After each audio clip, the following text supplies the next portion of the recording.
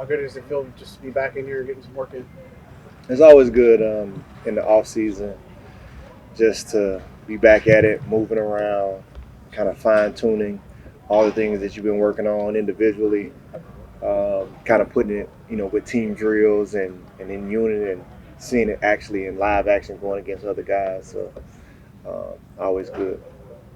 You add some stuff to your regimen every off season. Can you share with us what you have added this year? Yeah. I think as you get further and further into your career, the more important it is in keeping your body aligned. So it doesn't take much to throw your body out of alignment. And so that's just a extra care plan I've taken in my recovery plan is finding subtle ways to keep my body in alignment, even when we do drills. So the way I warm up, the way I cool down, doing things like that. And then I'm always adding a mental element because it's not so much of what you can do physically as much as it is how can you be faster processing than the guys that you're going against.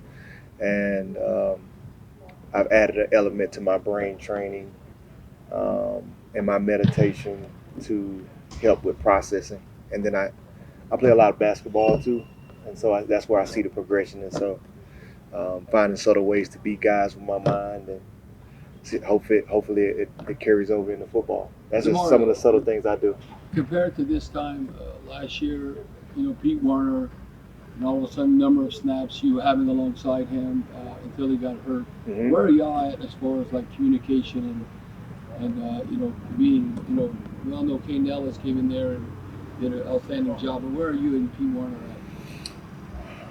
Um, yeah, I mean, if you go back to last year, before he started to have a few hiccups, I mean, he was probably having as explosive a year as a linebacker could have, and that's just the type of player he is. He's gifted physically, but I think he's even more gifted instinctually and from a processing standpoint. Um, and so, just because he's such a fast processor this early in his career, which is kind of rare, it just makes it very easy to talk to him during plays, and he'll call out things that he's seeing on his side of the field. And I'm always talking about whatever I'm seeing because I'm usually trying to process the whole formation. But I mean, it's just it's a tremendous blessing or a gift for me to be able to play beside a linebacker that's that instinctual and that ahead of the game, especially.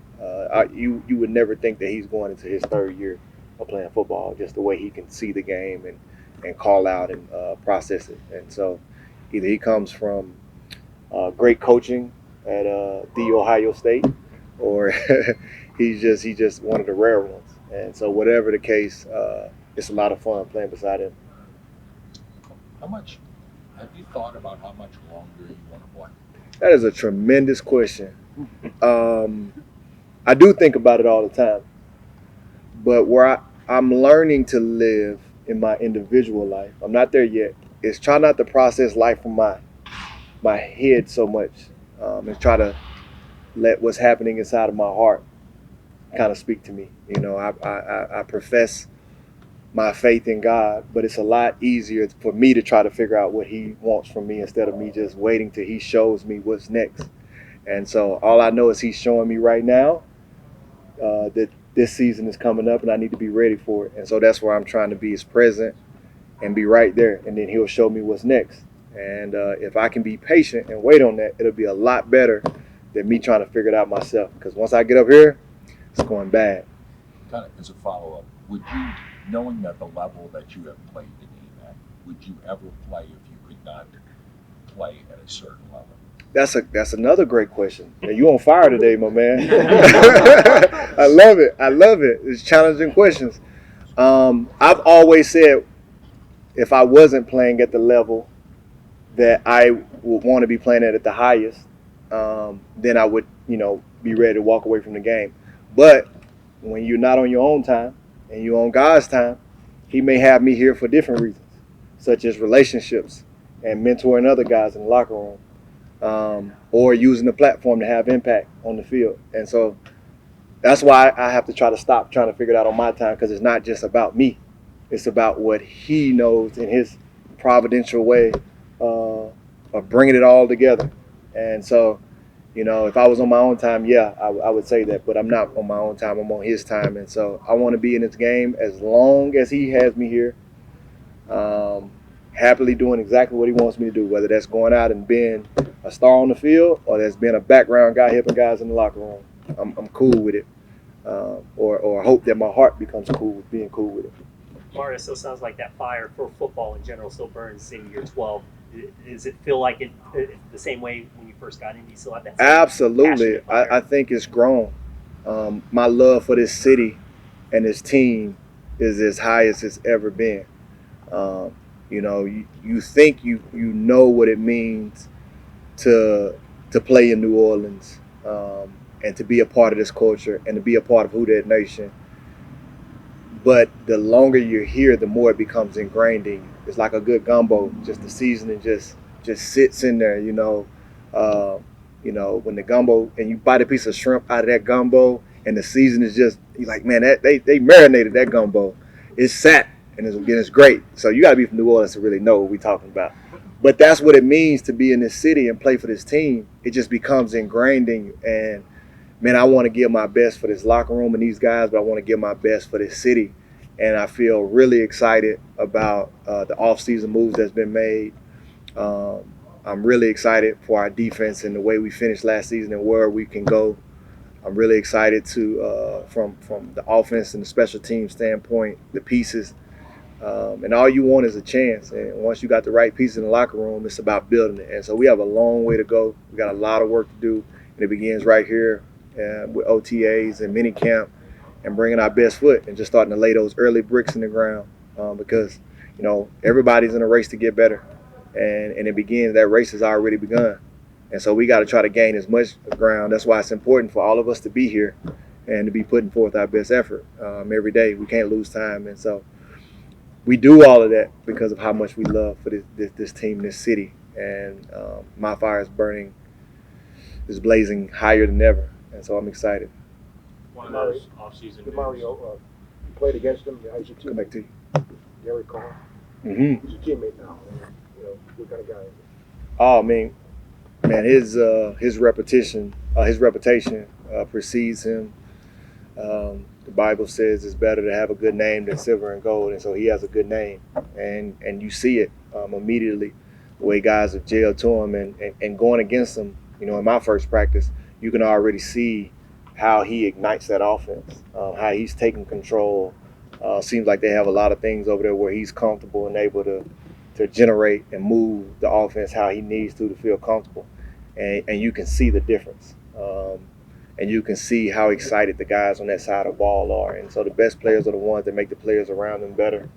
And he's doing that clearly. And, it jumps out at you, the first couple of reps that you're out there going against them. And so that's exciting. So, and he came over and was asking me questions. So somebody that thinks about the game in that way is going to be interesting for us to be able to cross-share information. Because I can pick his brain, he can pick my brain, and we can talk about what you're seeing, and that's only going to make us better, respectively, on our sides of the ball. I'm excited about that. Demario, when you look at where y'all at defensively and how y'all have grown, the perception, the Saints have a top 10 defense. But what was one area like last year? Is it just the takeaways? It was like the worst in franchise history. Is that something you'll definitely have to build upon this year? Yeah, takeaways is very important. In today's game specifically, I believe the biggest separator for defenses are the ones that are able to take the ball away. Your turnover percentage on offense and defense, that ratio, I think, if you look at the top playoff teams, those top teams are at the top of that statistic. And so you have to be able to protect the ball and you have to be able to generate takeaways. And so that's something that we have to be able to do. That's kind of embedded in our DNA. And so, I think there was a little bit down. There was a downtick in that last year. And so we got to find a way to make sure we generate that. But the game doesn't really change in regards to what are those fundamental things to do well on defense. You have to stop the run. You have to get out to the quarterback. You got to get off the field on third down. You have to create takeaways and be exceptionally well in the red zone. And so most of those categories we've done a good job. But that one is one we definitely can grow. And so that's why we need to be putting in the work now, because it's more than just creating a takeaway. It's a lot that goes into it. When you mentioned off-season moves, one of those is bringing in Joe Woods as defensive coordinator. I don't know if there's a different mentality or more of an emphasis on technique, but what conversations have you had? Have you been able to kind of pick his brain on those things? Yeah, I'm excited. I mean, his reputation precedes him as well. I think where he's really going to be able to help us go to another level is what we do on our third down and getting off the field. I think we've been phenomenal in stopping the run and creating third and longer situations. When we don't stop the run, that's what we can't really get into our third down stuff that we do so much. And so one of the first conversations that we had was about the different ways that we can be more dynamic on third down and getting after the quarterback and kind of rushing the timing. I think that's going to take us a long way, because when you're able to inflict fear in the quarterback, it changes the entire game. You start with the head, the body gonna follow, and the quarterback is the head. And so that's what we have to be able to do. And it's hard in these games. I mean, the offenses are so explosive, and the quarterbacks are coming into the league are more talented and more football IQ. And so it makes it hard to inflict fear. And so we have to be more creative about what we do on defense, and he has that type of mentality. So I'm excited. How would you say your faith has impacted you in your season? Do you think it's been something that really just keeps you grounded and helps you become a better player as seasons go on? Oh, thank you. Thank you for asking that question. My faith is everything to me.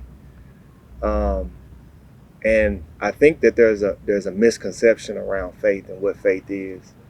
And what I think most people think is people who have faith have it all together. And it's actually the opposite. My faith, it talks about Jesus came for the sick. The world don't need a doctor. I have faith because I am sick. I am unwell. I have struggles, every day, whether it's me, whether it's my relationships, whether it's things I'm trying to do that I don't do as well. And that's where my faith comes in. It helps you when things are adverse. You have an anchor to lean on. And what it helps me is to realize where I'm broken, but where Jesus is perfect. And where I'm broken, that's where he's strong. And so the more I can get out my own way, kind of what I was talking about earlier, like getting out of my own head and trying to solve the problem. When I have problems in my life, that's probably him trying to get my attention and say, hey, bring that to me. Don't try to figure it out yourself. Think about like your children. When they mess up, you would rather them call you right then when they mess up, because the only thing they're going to do is make it worse if they try to figure it out on their own. And that's why that's why we call children of God. And so for me, my faith is everything, not just in the context of football, it's in the context of life. And so I ain't just trying to call them when I'm had a bad game. I'm trying to call them when, my relationships off the field are struggling, or when I'm just having a bad day and I can't figure out what's going on. And I just think it's a lot of people in the world are hurting, and they don't know necessarily where to take it. And at the same time, people of faith are not doing a good job of explaining to them that just because you have faith don't mean you're perfect. You're definitely not perfect. The people who should be the most faithful are the most broken ones. And so what I want to be is a light to say, hey, if he is this broken and he can be helped, then my little brokenness, I definitely can take it somewhere and get help. And so that's me. And so faith is exactly for when I face adversity and not just when I have the highs. I was going to ask why you chose to wear that shirt today.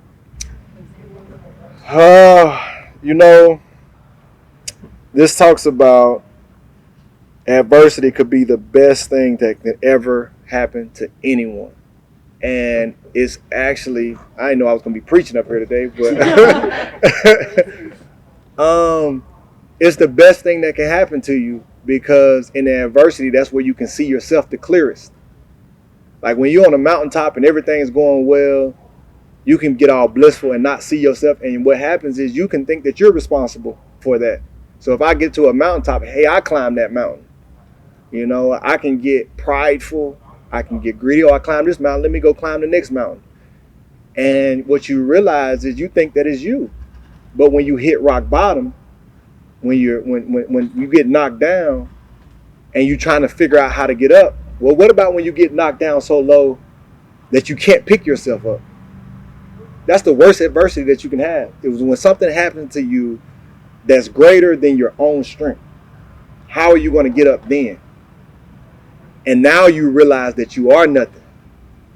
And you realize that you don't have the strength. And you're not as great as you think you are. And now you have to call on someone that can help you. And see, that's where I found my faith. And that's where Jesus becomes more real. And his power. I've been to the bottom and people aren't reaching out a hand. And the only person there with their hand out is God. And he has his hand out saying, I love you. I was just waiting for you to realize that I was the only one that truly, truly cared for you. And that made me hold on to him more than anything. Now, if I have people around me that love me, and I have plenty of people in my life that love me, I'm good. But also, if the whole world goes away, I'm still good because I'm loved and I know I'm a child of God because he saw me in my hardest place. And that's why adversity can be the best thing, because it gives you a proper perspective of life. You know, and so we're very blessed to be in this game, you know, with all this greatness and being able to do all the different things and play the game that we love. But in a lot of ways, it's a mirage. And so people inside this game, like myself, we're some of the most hurting people, because every time we come in front of these cameras, we have to put on a facade. We can't be real because everybody's expecting you to be perfect. If I go out and miss a tackle or I don't make the play, it's going to get rid up in the media and they're going to attach that to me. Demario Davis is getting old. He's falling off. He can't cover. He can't tackle. They need to get somebody new. They don't care, you know. And so I have to put on a facade. I have to be perfect. And nobody's perfect. I can't show my weakness. If I have something going on in my life and I'm not showing up on a Sunday, I can't just not show up and not go out to the field. And so sometimes we're the most hurting people because we have to put the mask on so much. And so what do you rely on when you're going through your hard times? You know, and so, yeah, that's it. All right. Thank you, guys. Thank you.